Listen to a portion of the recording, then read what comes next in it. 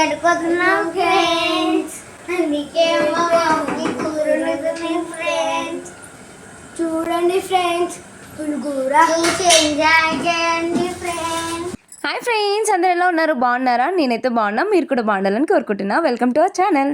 ఏంటో ఫ్రెండ్స్, మీ గురించి అడగకుండా నాకు ఈ వీడియో స్టార్ట్ చేయబుద్దే కాదు. అందుకే మీరు ఎలా ఉన్నారో కామెంట్ చేసేయండి ప్లీజ్. ఇంకా మా పిల్లలు అయితే వీడియో తీస్తున్నారు అనమాట. నేను స్టాండ్కి పెట్టేసిన వీడియో అంతా తీసుకుంటున్నా. షార్ట్ వీడియోస్ అయితే వాళ్ళు తీస్తున్నారు. అందుకే మధ్యలో వాయిస్ ఓవర్ కూడా నాలాగా ఇవ్వడానికి ట్రై చేస్తున్నారు. వాళ్ళకి ఆ టాలెంట్ కూడా ఉందని నాకు ఇప్పుడే తెలిసింది.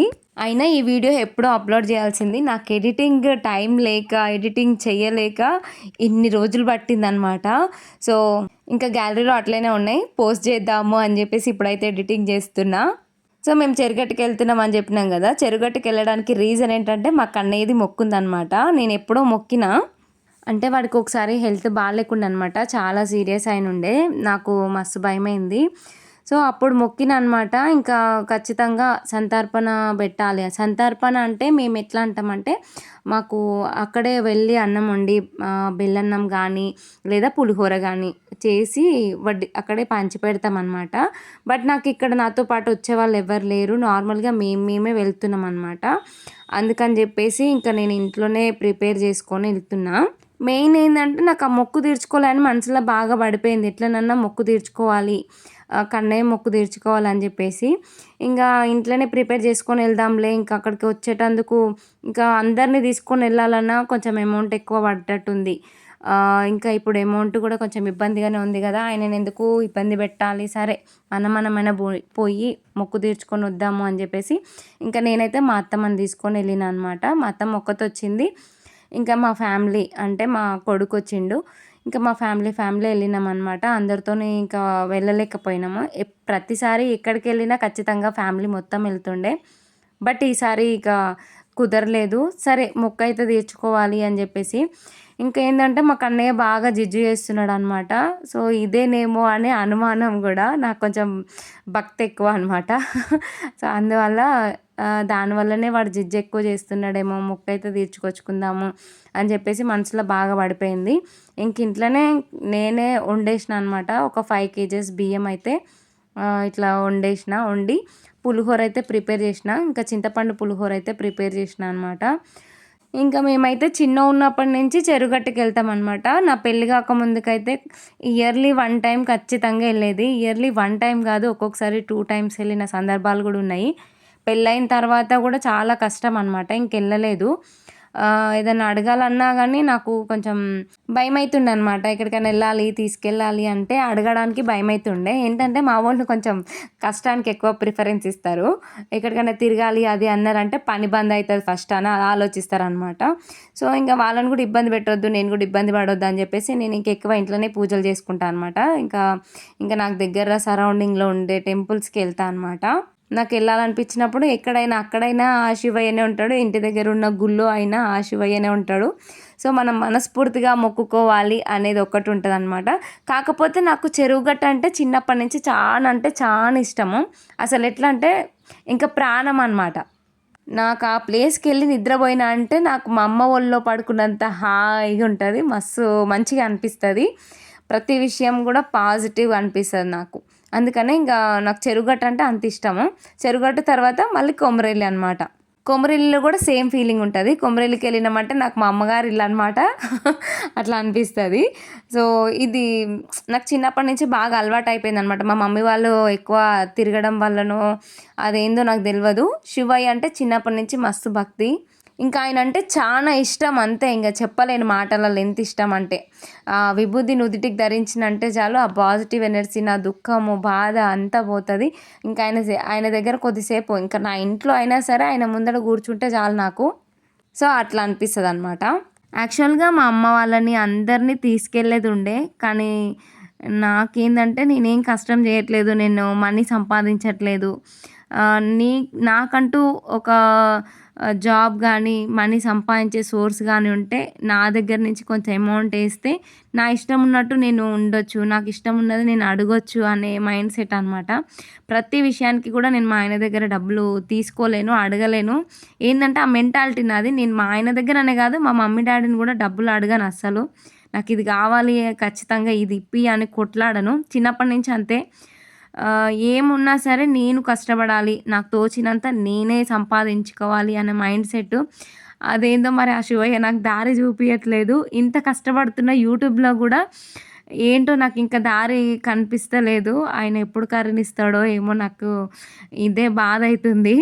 ఇది నా మైండ్ సెట్ అనమాట. ఒకరి దగ్గర చేయి చాపొద్దు, ఒకరికి మనం ఇచ్చేలాగా ఉండాలి, ఒకరికి హెల్ప్ చేసేలాగా ఉండాలి, ఒకరి దగ్గర మనీ నేను అడిగే స్థితిలో ఉండొద్దు.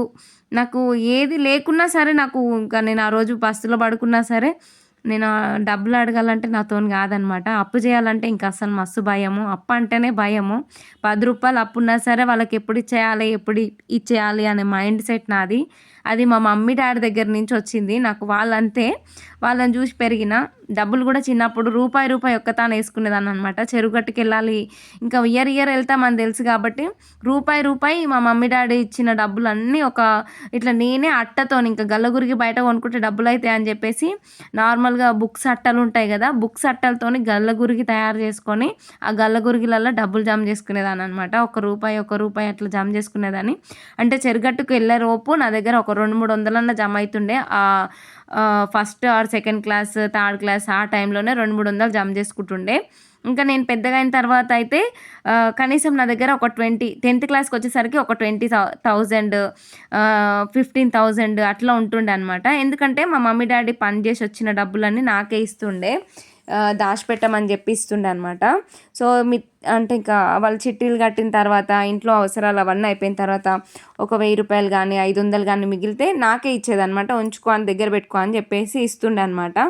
సో మళ్ళీ 500 1000 రూపాయలు నేను వాళ్ళకే అప్పు లెక్కిస్తుండే అనమాట. అంటే వాళ్ళకి అవసరానికి అడుకున్నప్పుడు నేను 1000 రూపాయలు ఇస్తే దానికి 100 రూపాయలు ఎక్స్ట్రా నాకు కావాలి అని తీసుకుంటుండే అనమాట. సో నా మీద చాలా నమ్మకం, నేను ఎక్కువ ఖర్చు పెట్టాను, దుబారా ఖర్చులు చేయను, వేస్ట్ ఖర్చులు చేయనని మా మమ్మీకి మా డాడీకి. అందుకే నా దగ్గర ఎక్కువ డబ్బులు పెడుతుండే అనమాట. అందుకే పెళ్ళికి ముందు నా దగ్గర మస్తు పైసలు ఉంటుండే. పెళ్ళైన తర్వాత మా ఆయనని అడగాలంటే అడగబుద్ధి కాకపోతుండే అసలు. ఇంకా పెళ్ళైనాక మా మమ్మీ వాళ్ళని అడగాలన్నా కొంచెం ఇబ్బందిగా అనిపిస్తుండే. ఇంకా పాకెట్ మనీకి మా అంటూ 50-100 ఇస్తుండే వెళ్ళినప్పుడు. ఇంక ఇప్పుడు ఒకవేళ ఎవరిదైనా నార్మల్గా బ్లౌజులు కానీ, పీకో ఫాల్స్ కానీ, అట్లా డ్రెస్సులు కుట్టడం కానీ అట్లా చేసినప్పుడు జస్ట్ ఒక 1000 రూపాయలు అట్లున్నా సరే ఇంట్లోకి ఖర్చు అయిపోతాయి అనమాట. ఇంకేం చేసాం, పెళ్ళైతే లైఫ్ అంతా చేంజ్ అయిపోతుంది కదా. ఇంకా మేమైతే రెడీ అయిపోయినాం. మా దీపు కారు తీసుకొని వచ్చిందనమాట. ఇంకా అంత ఎక్కినాము. ఇంకా మా చిన్నుకైతే ఇంటి దగ్గర దెబ్బ తాకింది ఆ రోజు. పాపము గోడ మస్తు గుద్దుకుంది. ఇంకా వాళ్ళ డాడీ అందుకని చెప్పేసి మధ్యలో ఆపి ఇంకా వాటర్ మెలన్ తీసుకొని ఇప్పించిండు. ఇంకా కట్ చేయించుకొని తీసుకొచ్చిండు అనమాట అక్కడనే. ఇంకా అందరం తిన్నాము. సో వెళ్తుంటే ఈ వాతావరణం అంతా ఎంత బాగుందో కదా. నాకు ఈ జర్నీస్ అంటే చాలా ఇష్టం అనమాట. సో ఏంటంటే ఇంకా మనకి అయిపోయింది మన లైఫ్, పెళ్ళయిందంటే ఈ జర్నీలు ఇవన్నీ కాదు అని మనసు చంపుకొని బతకడమే అసలు. ఇంకొకదానికి బయటకు వెళ్ళాలంటే కూడా వెళ్ళబుద్ధి కాదు, ఫ్యామిలీతో పోతేనే మంచిగా అనిపిస్తుంది నాకు. అట్లా అయితేనే బాగుంటుంది అనిపిస్తుంది. సో ఇంకా మేమైతే ఇంకా మా ఫ్యామిలీ వరకు ఫస్ట్ టైం అనమాట ఇట్లా వెళ్ళడము. ఇంకా మా అక్క వాళ్ళు లేకుండా, మా మమ్మీ వాళ్ళు లేకుండా ఫస్ట్ టైం ఇట్లా వెళ్ళడము. చెరుగట్టు కానీ వేరే ఎక్కడికి వెళ్ళాము అసలు, అందరం కలిసి వెళ్తాము. ఈసారి కూడా ఇక మొక్కు తీర్చుకోవాలి ఖచ్చితంగా, నాకు ఎట్లయితే ఏముంది ఆ మొక్కు తీరిపోవాలి అని మనసులో పడిపోయింది. అందుకే వెళ్ళినాం అనమాట. ఇంకా దగ్గరకు వచ్చినాము. మనం చెరుగట్టుకి వెళ్ళే దారిలో వేణుగోపాల స్వామి టెంపుల్ ఉంటుంది. అది కూడా చాలా బాగుంటుంది. గుట్ట పైన ఉంటాడు దేవుడు, మస్తు ఉంటాడు. ఇంకా మేమైతే చెరుగట్టు దగ్గరకు వచ్చేసినాము. పాపం మా దీపు ఒక్కడే డ్రైవ్ చేస్తుండు. మా దీపు అంటే మా బావ కొడుకు అనమాట. సో ఆయన ఒక్కడే డ్రైవ్ చేసుకుంటూ తీసుకొచ్చిండు. ఆయన కళ్ళు అయితే అసలు అప్ అండ్ డౌన్ చేసేసరికి కళ్ళు ఎర్రగా అయిపోయినాయి. ఇంకా మొత్తానికి చెరుగట్టు దగ్గరికి వచ్చినాం. ఇక్కడ నుంచి చూడండి 3 గుండ్లు అవన్నీ కనిపిస్తున్నాయి మనకి. సో చాలా మంచిగా అనిపించింది. నాకైతే ఒక దగ్గర ఇది కనిపిస్తలేదు కానీ ఒక కొండ నంది ఆకారంలో కనిపించింది నేను వెళ్తుంటే. అది అసలు వీడియోలో కనిపించట్లేదు. మీకు ఎక్కడన్నా కనిపిస్తే చూడండి. నంది ఆకారంలో ఒక కొండ కనిపించింది, నాకు మస్తు అనిపించింది. ఇంకా అది వీడియో క్యాప్చర్ చేసినా కానీ చాలా రోజులు అవుతుంది కదా, ఎక్కడుంది అనేది గుర్తుపట్టలేకపోతున్నా. ఇంకా మనం చెరుగట్టు రామలింగేశ్వర స్వామి గురించి చరిత్ర తెలుసుకుందాము. భారతదేశంలోనే పశ్చిమాభిముఖంగా ఉన్న అరుదైన శివలింగం ఇక్కడే ఉంది. ప్రతిష్ఠించిన శివలింగం పెరగడం ప్రారంభించడంతో పరశురాముడు స్వయంగా దాన్ని గొడ్డలతో కొట్టాడంట. ఆ గుర్తు ఇప్పటికీ శివలింగం పైన కనిపిస్తుందని భక్తుల విశ్వాసం. ఇదే నల్గొండ జిల్లా చెరువుగట్టులోని శ్రీ జడల రామలింగేశ్వర స్వామి ఆలయము. అసలు ఈ ఆలయం ఎక్కడుందంటే తెలంగాణ రాష్ట్రంలో నల్గొండ జిల్లా నార్కట్పల్లి మండలం చెరువుగట్టు గ్రామం. నార్కట్పల్లి నుంచి కనీసం మనకి ఒక 4 కిలోమీటర్ల దూరం ఉంటుంది. నల్గొండ నుంచి 15 కిలోమీటర్ల దూరం ఉంటుంది. హైదరాబాద్ టు విజయవాడ వెళ్ళే దారుల్లో ఉంటుందన్నమాట ఇది. ఇంకా క్షేత్రం యొక్క చరిత్ర విశేషాలు తెలుసుకుందాము. ఈ క్షేత్ర చరిత్ర త్రేతాయుగంలో ప్రారంభమవుతుంది. శంకరుడికి పుట్టలో ఒక పాప దొరుకుతుంది. ఆ పాపనే మన ఎల్లమ్మ తల్లి. పుట్టలో దొరికిన ఎల్లమ్మను శంకరుడు, పార్వతి అమ్మవారు ఇద్దరు కలిసి పెంచుకుంటారనమాట. ఆ ఎల్లమ్మ తల్లి కైలాసంలో శివపార్వతుల దగ్గరే పెరుగుతుంది. పెరిగి పెద్దదైన తర్వాత ఎల్లమ్మ తల్లికి పెళ్ళిడు వస్తుందన్నమాట. అప్పుడు ఎల్లమ్మ తల్లికి స్వయంవరం ఏర్పాటు చేస్తాడు ఆ శివుడు. అక్కడికి ఎంతోమంది రాజులు వస్తారు. వాళ్ళతో పాటే జమదగ్ని మునిరాజు కూడా వస్తాడు. ఇంకా ఎల్లమ్మ తల్లి బావ అయిన కార్తికేయ రాజు కూడా వస్తాడనమాట. కార్తికేయుడికి ఎల్లమ్మ తల్లి అంటే చాలా ఇష్టం ఉంటుంది. ఆమెను ఎలాగైనా పెళ్లి చేసుకోవాలి అనుకుంటాడు. కానీ శంకరుడు పెట్టిన పోటీల్లో జమదగ్ని మునిరాజు గెలిచి ఎల్లమ్మ తల్లిని పెళ్లి చేసుకుంటాడు. అప్పుడు కార్తికేయుడు ఏమి లేని వానికి ఇచ్చినో నీ కూతుర్ని అని చెప్పి ఎగతాళి చేస్తాడు అనమాట శంకరుణ్ణి. అప్పుడు ఎల్లమ్మ తల్లిని జమదగ్ని మునిరాజుతో వెళ్ళడం శంకరుడు ఒప్పుకోడనమాట. కానీ ఎల్లమ్మ తల్లి నా కళ్యాణం జరిగిపోయింది, అన్నీ నా భర్తే, ఇంకా ఏదేమైనా ఆయనతోనే ఉంటా అని చెప్పి జమదగ్ని మునిరాజుతోనే ఎల్లమ్మ తల్లి వస్తుందన్నమాట. జమదగ్ని మునిరాజుతో వచ్చిన ఎల్లమ్మ తల్లి చాలా కష్టాలు పడుతుంది. అప్పుడు ఎల్లమ్మ తల్లి జమదగ్ని మునిరాజు వెళ్ళి ఒక ప్లేస్లో మంచిగా వాళ్ళు ఉండడానికి ప్లేస్ని ఇల్లుని నిర్మించుకుంటారు. అయితే ఎల్లమ్మ తల్లికి జమదగ్ని మునిరాజుకి కళ్యాణం ఒకటే అవుతుంది, నాగవెల్లి కాదనమాట. ఇద్దరు కలిసి అడవిలో ఉండడానికి ఒక ఇల్లునైతే ఏర్పాటు చేసుకొని అందులో ఉంటుంటారు. తర్వాత జమదగ్ని మునిరాజు ఎల్లమ్మ తల్లిని బాధ పెడుతున్నా అని చెప్పేసి నేను వెళ్ళి కొన్ని విద్యలు నేర్చుకొని వస్తాను, అప్పటి వరకు నువ్వు ఇక్కడే ఉండు అని చెప్పి ఆమెను అక్కడే వదిలేసి ఇంకా వేరే విద్యలు నేర్చుకోవడానికి వేరే చోటుకి వెళ్ళాలనుకుంటాడు అనమాట. సో ఆమెనైతే అక్కడే వదిలేసి వెళ్తాడు. నువ్వు నన్ను వదిలిపెట్టి వెళ్ళిపోతున్నావు కదా, నువ్వు ఎలా ఉన్నావు, మంచిగా ఉన్నావా, నీకు ఏదైనా అయిందా అనేది నాకు ఎట్లా తెలుస్తుంది అని చెప్పేసి ఎల్లమ్మ అడుగుతుంది అనమాట. అప్పుడు జమదగ్ని మునిరాజు అంటాడు, నీ నాలుకల మచ్చలు ఉన్నాయి, నువ్వు ఏదంటే అది అవుతుంది, ఎవరిని తొందరపడి మాటలు అనకు, ఇప్పుడు కూడా నోరు జారి ఏదో అనేసినవు, ఇంకా నేను వస్తానో రానో నాకైతే తెలియదు, నాకు నమ్మకం లేదు, ఇంకా నేను ఎలా ఉన్నా అని తెలుసుకోవడానికి ఒక చెట్టు అయితే ఇస్తాడు. ఈ కుండలో చెట్టు పెడుతున్నా, ఈ చెట్టుకు రోజు నీళ్ళు పోస్తూ ఉండు, ఇది మంచిగా ఉంది అంటే నేను మంచిగా ఉన్నట్టు, ఆ చెట్టు ఎండిపోయిందంటే నేను మంచిగా లేనట్టు అని అర్థం చేసుకొని నన్ను వెతుక్కుంటూ రావచ్చు అని చెప్పేసి వెళ్తాడనమాట. కొన్ని రోజులకైతే ఒక చెట్టు ఎండిపోతుంది. అది ఏంటంటే కార్తికేయ రాజు వాళ్ళ మీద పగతో జమదగ్ని మునిరాజుకు బాణం వేస్తాడనమాట. అప్పుడు ఎల్లమ్మ తల్లి ఎత్తుకుంటూ వెళ్తుంది కదా, బాణం గుచ్చుకొని రక్తం అడుగులో ఉంటాడనమాట జమదగ్ని మునిరాజు. అప్పుడు జమదగ్ని మునిరాజుని చూసి ఆమె గుండెలు బాదుకుంటూ మస్తు ఏడుస్తుంది. అప్పుడు జమదగ్ని మునిరాజు నేను బతకడానికి ఒక ఉపాయం ఉంటుంది అని చెప్పి 7 అంతరాల బోనం తీసుకురావాలని చెప్తాడనమాట. అది నీ తండ్రి శంకరునికే తెలుసు అంటే కైలాసానికి ఏడ్చుకుంటూ వెళ్తుంది. తండ్రి ధ్యానంలో కూర్చుంటాడు, అంటే ధ్యానంలో ఉన్నట్టు నటిస్తాడు అనమాట, ఆమెతో మాట్లాడటం ఇష్టం లేక. అప్పుడు ఆయన జడలు పట్టుకొని అడుగుతుంది అనమాట తండ్రిని. అప్పుడు శివయ్య కోపం వచ్చి ఆడవాళ్ళందరికీ ఒక శాపం ఇస్తాడు. అదే మనకి ఇప్పుడు వస్తున్న పీరియడ్స్ అనమాట, నెల నెల మీకు రక్తం ఇట్లా వెళ్ళిపోతుంది అని చెప్పేసి, మీ శక్తి అంతా ఇలా పోతుంది అని చెప్పేసి శాపం ఇస్తాడు అనమాట. అప్పటి నుంచి ఆడవాళ్ళకి పీరియడ్స్ అనేవి వస్తాయి. ఇంకా తర్వాత మళ్ళీ తండ్రిని కాళ్ళ మీద పడి ప్రాధేయపడుతుంది, నాకు నా భర్తను బతికించుకోవాలి, బోనం గురించి చెప్పు అని చెప్పేసి. అప్పుడు సత్యాన బోనం గురించి శంకరుడు ఎల్లమ్మకి చెప్తాడు. అంటే అది అగ్ని లేకుండా వండాలి, బియ్యము రోకళ్ళతో కాకుండా చేతులతో దంచాలి అని చెప్పేసి ఇట్లా చెప్తాడనమాట. అయితే పెళ్లి చేసుకుంటుంది కదా జమదగ్ని మునిరాజుని. అప్పుడు ఆమె వెళ్ళేటప్పుడు ఒడ్లు ఉంటాయి కదా, ఒడ్లు అనేవి ఒక భూమిలో ఖాళీ ప్లేస్లో చల్లిపోతుంది అనమాట. సో ఆ ఒడ్లు ఇప్పుడు మంచిగా చెట్లు పెరిగి ఒడ్లు అవుతాయి అనమాట, వరి మంచిగా అవుతుంది. ఇంకా ఆమెకి వెళ్ళే దారులు అవన్నీ కనిపిస్తాయి. అవన్నీ ఏరుకొచ్చి మోచేతితోని దంచి సూర్య అగ్నితో మాత్రమే బోనం వండి 7 అంతరాల బోనం ఎద మీద వండుకొని ఎత్తుకొని పోతుంది అనమాట. మళ్ళీ జమదగ్ని మునిరాజుని కలవడానికి వెళ్తుంది అనమాట. అయితే ఆ సత్యాన్న బోనం ఎప్పటికీ ఎంగిల్ కాకూడదు అని చెప్పేసి జమదగ్ని మునిరాజు చెప్తాడు. అయితే అది చెడగొట్టడానికి కార్తవీర్య మహారాజు ఏం చేస్తాడంటే ఎల్లమ్మకి అడ్డం పోయి ఆకలేస్తుంది అన్నం పెట్టమ్మా అని చెప్పి ఆమెని ఎట్లా సతాయించి ఆ అన్నం అయితే ఎంగిల్ చేస్తాడనమాట ఆ బోనము. ఆ ఎల్లమ్మ ఎంగిలైన బోనాన్ని నెత్తిన పెట్టుకొని జమదగ్ని మునిరాజు దగ్గరికి వెళ్తుంది. అప్పుడు జమదగ్ని మునిరాజు ఆమెని తిడతాడనమాట. ఏంది ఎల్లమ్మ ఇట్లా చేసినావు, ఎంగిలైన బోనంతో నేను ఎట్లా బతకను అని చెప్తాడనమాట. అప్పుడు ఎల్లమ్మ నాకు పిల్లలు కావాలి, నేను ఒక్కదాన్ని ఎట్లా బతకాలి నువ్వు లేకుండా ఎవరు లేకుండా అంటే అప్పుడు జమదగ్ని మునిరాజు ఆయన రక్తం నుంచి 5 చుక్కల రక్తంని ఆరగించమంటాడు. ఆ రక్తం నుంచే ఆమెకి సంతానం కలుగుతుంది. అందులో పెద్ద కొడుకే ఈ 4 కొడుకులతో పాటు సిరియాల గౌరమ్మ పుడుతుంది. వాళ్ళ 4 పేర్లు నాకు గుర్తులేవు. ఫస్ట్ అయిన పేరైతే పరశురాముడు. వాళ్ళు పెరిగి పెద్ద అయిన దాకా కూడా నా పేర్లు కానీ నా గురించి కానీ నా కొడుకులకు చెప్పొద్దు, ఒకవేళ చెప్తే కార్తవీర్య మహారాజు చేతిలో నా కొడుకులు కూడా బలైతారు అని చెప్పేసి చెప్తాడనమాట. అందుకని పరశురాముడు పెద్దగా అయ్యి వాళ్ళ తండ్రి గురించి అడిగేదాకా ఆమె చెప్పదనమాట. పరశురాముడు పెద్దగా అయిన తర్వాత బయట ఆయనకి చాలా అవమానాలు జరుగుతుంటాయి. మీ అమ్మ అట్లాంటిది ఇట్లాంటిది, మీరు ఇట్లా పుట్టిరు అని చెప్పేసి చాలా అవమానాలు పడుతుంది అనమాట. సో ఆ మాటలన్నీ విన్న పరశురాముడు నా తండ్రి జాడ చెప్పాలని మస్తు కొట్లాడతాడు. పరశురామునికి కరెక్ట్ ఏజ్ వచ్చేదాకా చెప్పొద్దు అని చెప్పేసి ఆమె భయపడుతుంది, నా కొడుకుని ఏమైనా చేస్తారని ఆడ ఈడ దాచుకుంటా ఉంటది అనమాట. లాస్ట్ కి జాంబవంతుల వాళ్ళ ఇంటికి వెళ్ళి లందగోళంలో దాచుకుంటది. ఆ విషయం తెలుసుకున్న పరశురాముడు ఆమె దగ్గరికి వస్తాడు. తండ్రి జాడ చెప్పమని అడుగుతాడు అనమాట. ఇంకా ఆయన తండ్రి జాడ తెలుసుకొని జమదగ్ని మునిరాజుని బతికించుకుంటాడు. ఇట్లా చెప్తే ఇంకా స్టోరీ చాలా పెద్దగా ఉంటది అనమాట. అయితే తండ్రి మరణాన్ని చూసిన పరశురాముడు తీవ్రమైన కోపంతో భూమిని 21 సార్లు చుట్టి అధర్మ క్షత్రియులను సంహరిస్తానని ప్రతిజ్ఞ చేస్తాడనమాట. ఆ ప్రతిజ్ఞ నెరవేర్చిన తర్వాత పాప పరిహారం కోసం తపస్సు చేయాలని నిర్ణయించుకుంటాడు. అప్పుడే ఆయన దేశమంతా 108 పవిత్ర శివక్షేత్రాలను స్థాపించాడని స్థల పురాణం చెప్తుంది.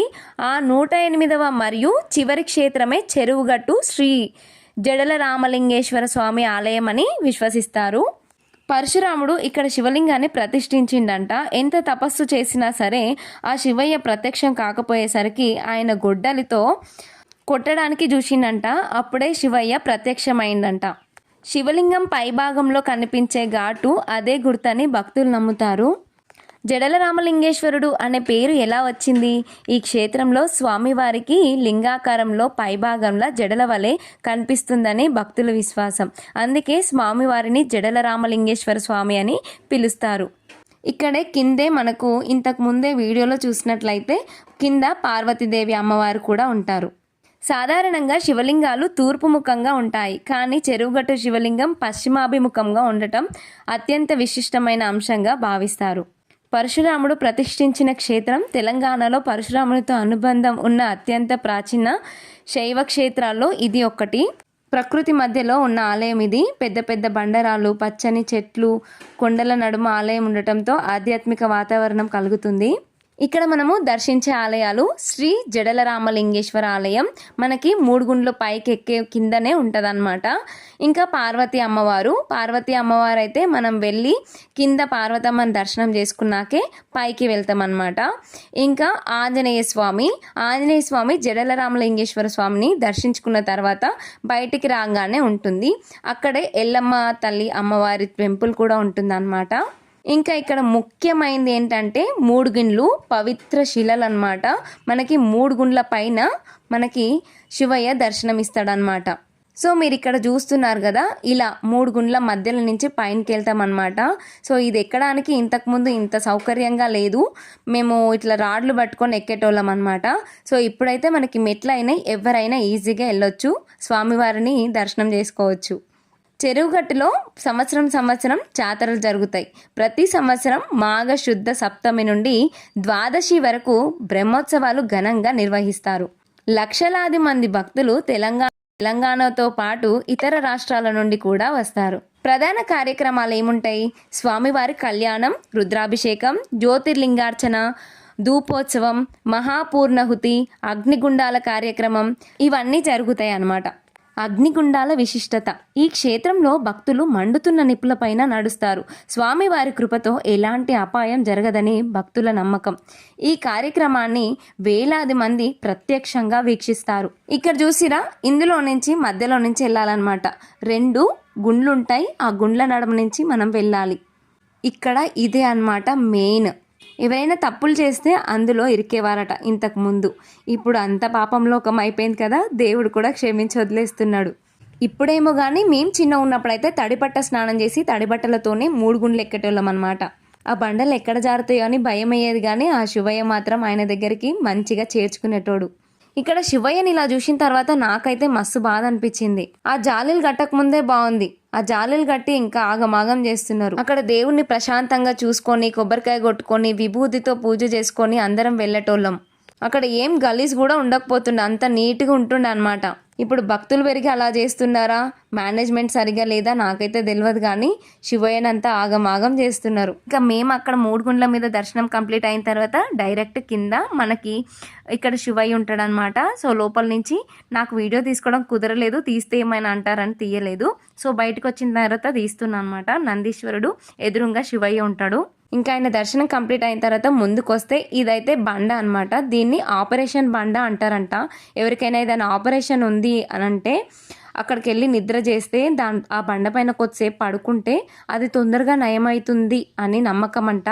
అది నిజమెంత వరకు అబద్ధం ఎంతవరకు నాకైతే తెలియదు. నేను ఒక స్వామీజీ చెప్తుంటే విన్నా యూట్యూబ్లోనే. సో అది మీకు చూపిస్తున్నా అనమాట.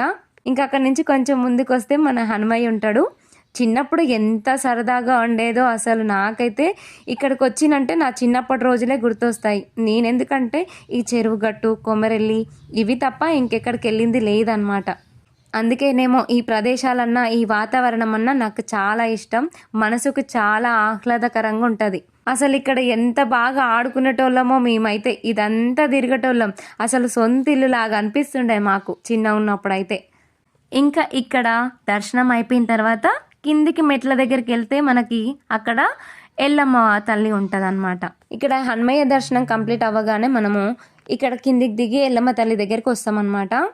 ఇక్కడ చూసిరు కదా ఎన్ని తొట్టెన్లు ఉన్నాయో. సంతానం కాని వాళ్ళకి ఇక్కడ మొక్కులు ఉంటాయి అనమాట. అమ్మవారికి బోనం చేస్తారు, తొట్టెలు కడతారు, ఇంకా వడిబియ్యం కూడా పోస్తారు అనమాట. ఎవరు స్తోమతకు తగ్గట్టు వాళ్ళు మొక్కుకుంటారు అమ్మవారిని. మనం ఏమి ఇస్తున్నాం, ఏం చేస్తున్నాం అని అమ్మవారు చూడదు. ఎంత భక్తితో ఇస్తున్నాం, ఎంత భక్తితో మొక్కుతున్నాం అనేది చూస్తుంది. ప్రేమతో అమ్మ అని పిలిస్తే కరుణిస్తుంది అమ్మవారు. ఇంకా మనము తండ్రి శివయ్య పాదాల దగ్గరికి వచ్చేసినాం అనమాట. ఇక్కడైతే పాదాలన్నమాట. ఇంతకు ముందు ఇక్కడ మొత్తం పాదాలు ఉండేటివి, చెక్కతో చేసిన పాదాలు. ఆ పాదాలతో మనము ఇట్లా మనుషుల మీద తుడుచుకొని ఈపులో కొట్టుకుంటే మన మీద ఏదైనా ఉంది అంటే పారిపోయేదన్నమాట. అది నమ్మకము. నాకు ఇక్కడ చాలా నమ్మకము. నేను చిన్నప్పటి నుంచి నాకు అనుభవంతో నేను నమ్ముతాను అనమాట. మీకు ఈ స్టోరీ ఇంతకు ముందు చెప్పిన వీడియోలలో ఎవరైనా వినని వాళ్ళు ఉంటే వాళ్ళకి తెలుస్తుందని చెప్తున్నా. చిన్నప్పుడు నేను అక్కడ గుండం దగ్గర స్నానం చేస్తుంటే నా బంగారు కమ్మ పోయిందనమాట. పాపం మా అమ్మ అప్పుడే చేయించి పెట్టింది, కొత్తగా అప్పుడే పెట్టిందనమాట. పోయింది. అయితే మా అమ్మ సంతార్పణ అని పెట్టిందనమాట. సో సంతార్పణం అన్నం వండి అన్నం కూడా సగం అయిపోయింది. అప్పుడు చూసుకున్న కమ్మ పోయిందనమాట.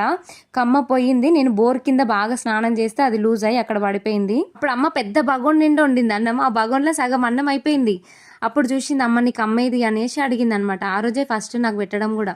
అప్పుడు మస్తు భయమైంది నాకు, ఇంకా దొరకదో అని చెప్పేసి. అప్పుడు నేను చాలా చిన్న ఉన్నా, 4th క్లాస్ ఏమో ఉండొచ్చు. బంగారు కమ్మలు చేపించి పెట్టింది ఎంత ఇష్టంతో మా అమ్మ. అది నేను పోగొట్టుకుంటే మరి కోపం రాదా? నన్ను అందరి ముందర కొట్టింది అనమాట. నేనేమో కొడుతుంటే దొరకట్లేదు, ఉరుకుతున్నా. మా అమ్మకి దొరకనంత దూరం పోయి నిల్చొని ఆ శివయ్యతోనే మాట్లాడుతున్నా. శివయ్య నాకు అమ్మ దొరికితేనే నేను నిన్ను నమ్ముతా, మళ్ళీ నీ దగ్గరకు వస్తా, లేదంటే జన్మలో నేను అసలు ఈ గట్టుకే అడుగు పెట్టను అని చెప్పేసి అన్నా అనమాట. అది తెలిసన్ననో తెలియకన్ననో నాకు తెలియదు. జస్ట్ 5 minutesలా మా అమ్మ వాళ్ళ తమ్ముడు ఆ కమ్మ తీసుకొని వచ్చి దొరికింది అక్క కమ్మ ఇదేనా అని చెప్పేసి ఇచ్చిండనమాట. సో అప్పటి నుంచి నాకు నా ప్రాణం పోయినా సరే నేను ఆయననే నమ్ముతా, అంత ఇష్టం అనమాట. నా ప్రాణం కంటే కూడా ఎక్కువనే. ఇంకా అక్కడ కూడా పూజ కంప్లీట్ చేసుకున్న తర్వాత ఇంటికి వస్తున్నాం అనమాట. ఇంటికి వచ్చేటప్పుడు నాకు సబ్స్క్రైబర్స్ అయితే కలిసిర్రు. నన్ను గుర్తుపట్టి పలకరేయడం నాకు చాలా హ్యాపీగా అనిపించింది. హాయ్ చెప్పండి. హాయ్. ఎక్కడి నుంచి వచ్చారు మీరు? సురేపేట. అందరం చెరువుగట్లో మీట్ అయినాం. థ్యాంక్ యూ అక్క. నిజం చెప్పాలంటే అసలు ఏం మాట్లాడాలో నాకు అర్థం కాలేదు. వాళ్ళు కలిసి నన్ను గుర్తుపట్టిరు, మాట్లాడిరు అంటేనే అదొక హ్యాపీనెస్ అనమాట. నేను మాటల్లో చెప్పలేను అసలు. సో ఇంకా వాళ్ళతో ఒక ఫోటో దిగి వీడియో తీసుకొని ఇంకా మేమైతే ఇంటికి బయలుదేరినాం అనమాట. ఇది ఒక్కటే కాదు, శివయ్యతో నా అనుభవాలు చాలా ఉన్నాయి. ఆయన ఉన్నాడు అని నేను చాలా బిలీవ్ చేస్తా. ఉన్నాడు కాదు, నాతోనే ఉంటాడని నేను బిలీవ్ చేస్తా అనమాట. సో ఇంకా అక్కడ మొత్తం పూజ అయితే కంప్లీట్ అయింది. అక్కడ ఏం చేస్తున్నాము అనేది చెప్పలేదు, ఎందుకంటే అది అందరూ చెప్తారు. బట్ ఏదో ఒకటి మీతో పంచుకోవాలి, మీతో మంచిగా మాట్లాడాలి అనేది నా ఉద్దేశం అన్నమాట. సో ఇదైతే ఇందులో ఏదైనా తప్పులు ఉంటే నన్ను క్షమించండి, ఫర్గివ్ మీ. ఏదైనా మిస్టేక్ మాట్లాడినా, ఏదైనా తప్పు చెప్పినా సరే మీకు తెలిస్తే ఏమైనా కామెంట్ చేయండి. నేను దాన్ని అంటే నాకు కూడా తెలియాలి కదా ఇక్కడ నేను తప్పు చేసిన అని. సో నేను దాన్ని కొంచెం సరి చేసుకుంటా. ఇక పైన దర్శనం కంప్లీట్ అయిపోయిన తర్వాత కిందికి వచ్చినాము. అసలు ఇక్కడ ప్లేస్ మెయిన్ అనమాట. నాకు ఈ ప్లేస్ అంటే మస్తు ఇష్టము. పార్వతమ్మ గుడి. ఇంకా పోయేటప్పుడు పార్వతమ్మ గుడి ఓపెన్ లేకుండే, అందుకని కిందికి రాగానే ఓపెన్ చేసిరు కదా, దర్శనం చేసుకొని వెళ్దాము అని చెప్పేసి ఇంకా అమ్మవారి గుడికి అయితే వెళ్ళినాము. అమ్మవారిని దర్శనం చేసుకున్నాము. ఇక్కడ చిన్న ఉన్నప్పుడు రామచిలుకలు బాగుంటుండే అనమాట. నా ఫేవరెట్ ప్లేస్ అనమాట ఇది. ఇక్కడ నిద్రపోతుండే లోపలనే, ఇక్కడనే మంచిగా చాపేసుకొని అనుకుంటుండే అనమాట నిద్రయ్యనికి వచ్చినప్పుడు. ఇంకా మేము వస్తుంటే చూడండి, నందీశ్వరుడు కూడా మాకు దర్శనం ఇచ్చిండు. అంటే కొడుకులు పుడితే కోళ్ళాగని కట్టేస్తా అని మొక్కిన వాళ్ళు, పిల్లలు పుడితే ఇట్లా కోళ్ళాగని కట్టేస్తాం, ముడుపు కడతాం అని మొక్కిన వాళ్ళు ఇట్లా ముడుపులు కట్టుకుంటారు అనమాట. ఇంక ఇక్కడ చూడండి, నేను చెప్పినా కదా ఇక్కడ నిద్ర చేస్తుండని, ఈ అరుగుల మీదనే అనమాట. చాలామంది వచ్చి ఇక్కడ నిద్ర చేస్తారు. ఏదైనా బ్లాక్ మ్యాజిక్ అంటారు కదా, చేతబడు అట్లాంటివి అంటారు కదా. సో ఇక్కడికి వచ్చి నిద్ర చేస్తే అవన్నీ పోతాయి అనమాట. ఒక 5 అమాసాలు నిద్ర చేసిరంటే చాలా మంచిగా అనిపిస్తుంది. సో నాకు చిన్నప్పటి నుంచి నమ్మకమైన దేవుడు నా శివయ్య. సో నేను ఇంతకుముందు నందీశ్వరుడు అని చెప్పిన కదా, చూడండి ఇప్పుడు కనిపిస్తుంది. నేను ఇంతకుముందు చెప్పింది అక్కడ నాకు ఎందుకు, మీకు కనిపిస్తుందా లేదా నాకు తెలియదు, నాకైతే అక్కడ చూడండి నంది ముఖం అయితే కనిపిస్తుంది. ఇది మేము రిటర్న్ అయిన తర్వాత కనిపిస్తున్న కొండ అనమాట. నాకే కనిపిస్తుందా, మీకు కూడా కనిపిస్తుందా నాకు తెలియదు. శివయ్యని నమ్ముకుంటే అంతా శివమయమే, ఎక్కడ చూసినా ఆయననే కనిపిస్తాడు. సో మీరు ఇక్కడ వరకు వచ్చారంటే నా వీడియో నచ్చిందని అనుకుంటున్నాను. నచ్చితే ప్లీజ్ మన ఛానల్ని సబ్స్క్రైబ్ చేసుకోండి, సపోర్ట్ చేయండి, లైక్ చేయండి, హైప్ చేయడం మర్చిపోవద్దు. ఇంకా మేము ఇంటికి రిటర్న్ అయినాం కదా, అక్కడనే ఆల్రెడీ అన్నం తినేసి వచ్చినాము. మళ్ళీ ఇక్కడికి వచ్చినాక గప్చుప్ తింటున్నాం అనమాట. సో ఈడ మా ఎప్పుడు తినే ప్లేస్ అనమాట. గురంగూడ దగ్గర తింటాము గప్చుప్. మా అత్త ఫస్ట్ టైం ఆ గప్చుప్ తింటుంది. సో తినడానికి వస్తలేదు, ఇంకా మేము గప్చుప్ తిని ఇంటికి అయితే వెళ్ళిపోయినాం అనమాట.